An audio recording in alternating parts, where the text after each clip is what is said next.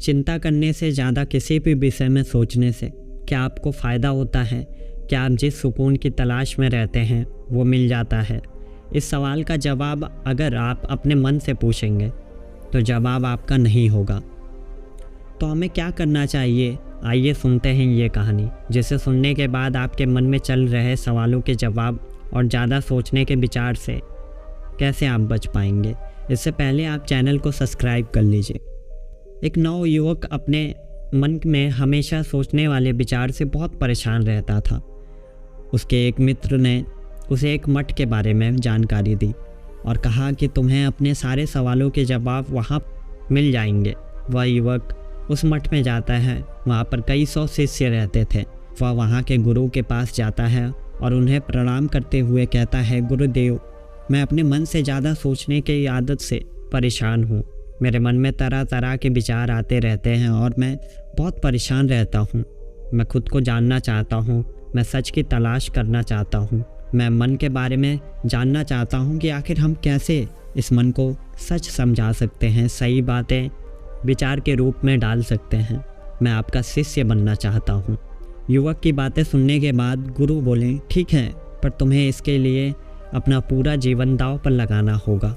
तुम्हें सच को जानने में अपना पूरा जीवन लगाना पड़ जाएगा। पर इस बात की कोई मैं तुम्हें निश्चित नहीं कह सकता कि तुम्हें पूरा जीवन लगाने के बाद सच का पता ही चल जाएगा। इस बारे में तुम सोच लो। युवक कुछ देर तक विचार करता रहा। फिर उसने कहा, मुझे मंजूर है। मैं अपना पूरा जीवन यहाँ रहने के लिए तैयार हूँ और इसमें अपना पूरा जीवन लगाने के लिए भी तैयार हूँ। तब गुरु ने कहा, ठीक है, मैं तुम्हें मठ के सारे भिक्षुओं के लिए चावल कूटने का काम देता हूँ। तुम बस आज से यही एक कार्य करोगे। सुबह से शाम तक तुम चावल कूटना। जब तुम थक जाना तो सोने चले जाना। इसके अलावा तुम्हें और कुछ नहीं करना है, ना ही तुम्हें कोई दूसरी बात सोचनी है। आज के बाद तुम दोबारा मेरे पास कभी मत आना। जिस दिन आवश्यकता पड़ेगी मैं खुद तुम्हारे पास आ जाऊँगा। उस युवक ने गुरु के कहे अनुसार ही किया। उसने उस दिन से चावल कूटना शुरू कर दिया। उसका अब प्रतिदिन का यही कार्य रहता था। सुबह उठता, चावल कूटता, शाम में थक कर सो जाता और मठ में कई 100 भिक्षु थे, जिसकी वजह से उसे सुबह जल्दी उठ चावल कूटना पड़ता था। शुरुआत के दिनों में उसके मन में कई सारे विचार आते कि वह कब तक ऐसे करता रहेगा, कब उस मन की शक्ति का सच पता चलेगा, कब गुरु उसके पास आएंगे, क्या उसे अपने मन में आने वाले तरह तरह के विचारों से मुक्ति मिलेगी, क्या यह हो पाएगा, क्या मैं खुद को जान पाऊंगा। पर यह चावल कूटने से कैसे हो पाएगा, यह संभव कैसे हो सकता है। कुछ महीनों तक उसके मन में ऐसे ही सवाल आते रहे, जिसका जवाब उसके पास नहीं था और वह गुरु के पास जा नहीं सकता था, क्योंकि गुरु ने कह रखा था कि वह खुद जरूरत पर उसके पास आएंगे। ऐसे ही वह रोज उठता, चावल कूटता और शाम में थककर उसी कमरे में सो जाया करता था। करते करते कुछ साल हो गए। अब उसे बस एक ही बात पता थी, उसे चावल कूटना है और सो जाना है। अब उसके मन में किसी भी तरह के विचार नहीं आते थे, क्योंकि उसे सोचने के लिए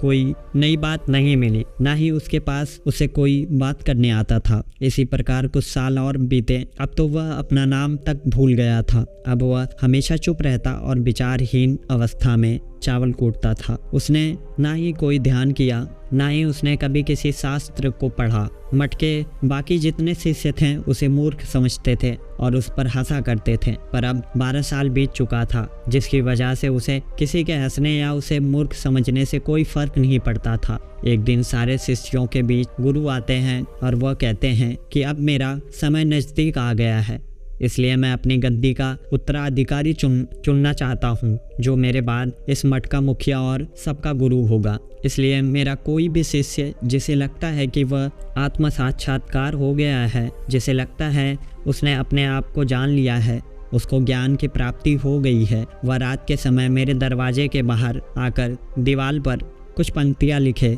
जिसमें उसके जीवन का सारा ज्ञान, सारा अनुभव समाया हो। यह बातें सुनने के बाद कई शिष्यों ने गुरु के कहे अनुसार पंक्ति लिखने का विचार किया, पर कोई भी ऐसा कुछ लिखने में असमर्थ था। मठ के एक प्रमुख शिष्य ने गुरु के दरवाजे के पास दीवार पर कुछ पंक्ति लिखने का फैसला किया। सारे शिष्यों को यह यकीन था कि वह प्रमुख शिष्य उनके मठ का उत्तराधिकारी बन सकता है। रात में उस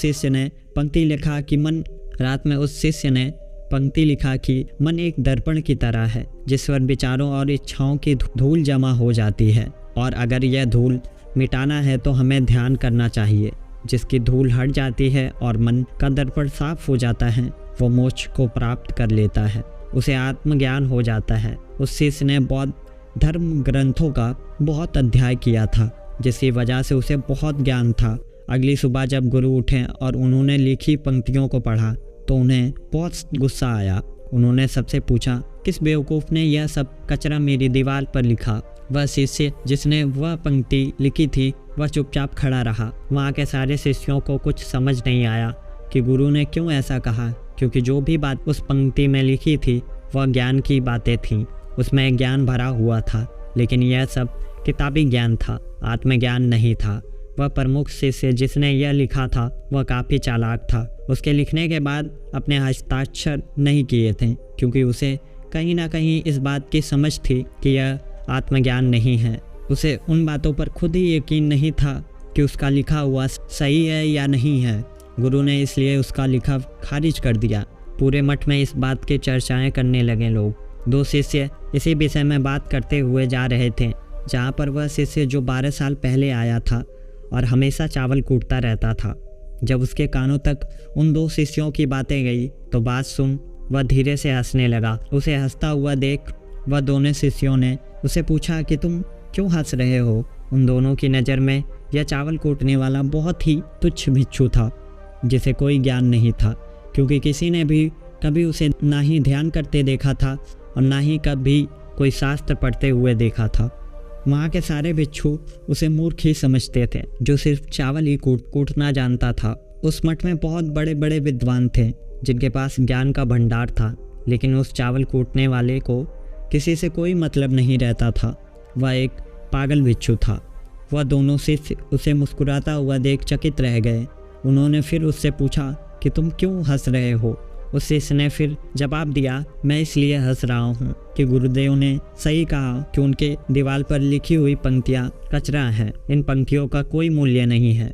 उसकी यह बात सुन दोनों शिष्य चकित होकर बोले, क्या तुम कुछ ऐसी पंक्तियाँ लिख सकते हो जो इससे बेहतर हों? चावल पीसने वाले शिष्य ने जवाब दिया, नहीं। इस पर दोनों शिष्य हंसते हुए कहते हैं, तब तुम ऐसा कैसे बोल सकते हो? फिर उस चावल पीसने वाले ने कहा, मैं इसलिए नहीं लिख सकता क्योंकि मैं अनपढ़ हूँ, परंतु अगर मैं कुछ पंक्ति कह सकता हूँ, अगर तुम लिख सको तो मैं तुम्हारे साथ गुरु के कमरे के पास जाने के लिए तैयार हूँ। वह दोनों शिष्य तुरंत तैयार हो गए। रात हुई, वह तीनों गुरु के कमरे के पास गए। तब चावल कूटने वाले शिष्य ने कुछ पंक्तियाँ कहीं, जिसे एक शिष्य ने गुरु की दीवार पर लिख दिया। साथ ही साथ पंक्तियों के नीचे लिख दिया, चावल कूटने वाला। उन्हें लगा कि जब गुरुदेव यह पंक्ति को पढ़ेंगे तो इस पर भी गुस्सा करेंगे। जो पंक्तियाँ उसने लिखने के लिए कहा था वह बहुत अद्भुत थी, और वो पंक्तियाँ थीं, मन तो बस एक भ्रम है, ना तो मन है ना ही मन का कोई दर्पण है, और जब कोई मन ही नहीं है तो धूल कहाँ से जमेगी? जो ये जानता है वह सच को जान चुका है। जब रात के समय गुरु ने यह पंक्ति पढ़ी तो वह तुरंत उस चावल पीसने वाले के पास आते हैं। वो सो रहा था। गुरु ने उसे जगाया और कहा, ये लो मेरी छड़ी और मेरे वस्त्र लो। अब तुम्हें आत्मज्ञान हो गया है, लेकिन तुम अभी इस मठ को छोड़कर चले जाओ, क्योंकि इस मठ में बहुत सारे विद्वान हैं, खुद को श्रेष्ठ मानते हैं। वह तुम्हें मार देंगे। उन्हें यह बर्दाश्त नहीं हो पाएगा कि एक साधारण सा चावल कूटने वाला उनसे ज़्यादा विद्वान निकला।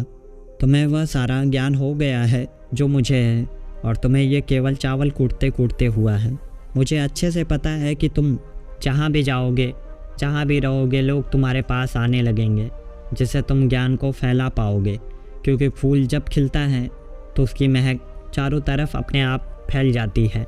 उसने अपने गुरु की बात मानी और उनके चरण छुए और उसी समय वहाँ से चला गया। दोस्तों, अगर किसी भी विषय में आप चिंता कर रहे हैं जो आपको लगता है कि यह आपके लिए ठीक नहीं है, उस चीज़ पर विचार करिए या फिर किसी से सलाह लीजिए। ज़्यादा सोचने से आपको मानसिक परेशानी तो होती ही है, साथ ही साथ आप कोई कार्य भी नहीं कर पाते हैं, आपका कहीं मन नहीं लगता है। ऐसी आदत को जितनी जल्दी हो सके अपने आप से दूर करें। आप इसके लिए मेडिटेशन भी कर सकते हैं।